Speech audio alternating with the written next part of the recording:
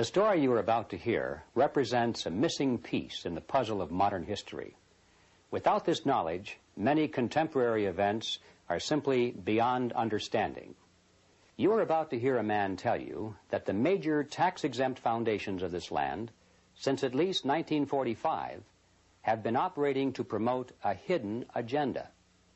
And that agenda has nothing to do with the surface appearance of charity, good works, or philanthropy.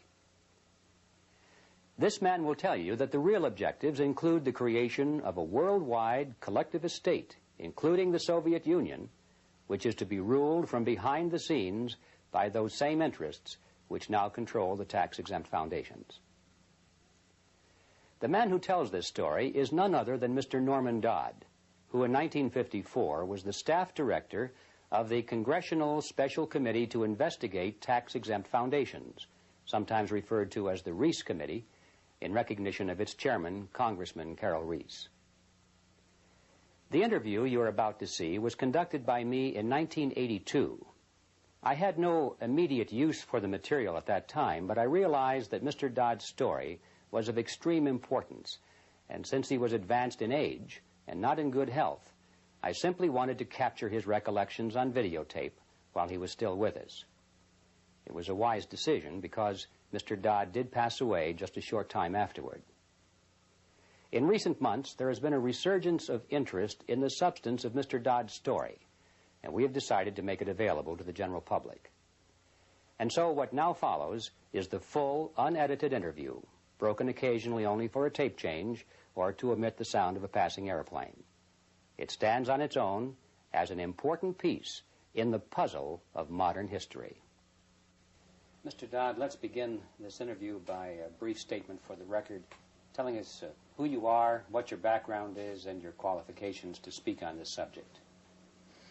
Well, Mr. Griffin, as for who I am just, as the name implies, an individual born in New Jersey and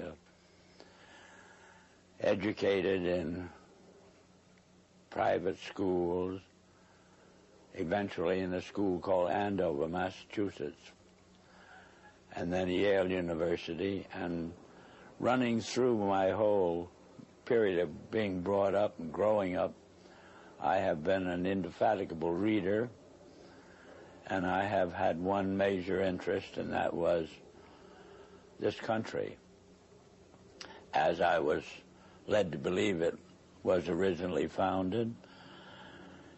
And I entered the world of business knowing absolutely nothing about how that world operated, and realized that the only way to find out what that world was consisted of would be to become part of it. And I then acquired some experience in the manufacturing world, and then in the world of international communication, and finally chose banking as the field I wished to devote my life to. And I was fortunate enough to secure a position in one of the important banks in New York, and lived there. I lived through the conditions which led up to what is known as the crash of 1929, and I witnessed what is tantamount to a collapse of the structure of the United States as a whole. And much to my surprise, I was confronted by my superiors with in the middle of the panic in which they were immersed, I was confronted with the question, Norm, what do we do now? I was 30 at the time, and I had no more right to have an answer to that question than the man in the moon. However, I did manage to say to my superiors, gentlemen, you take this experience as proof of something that you do not know about banking.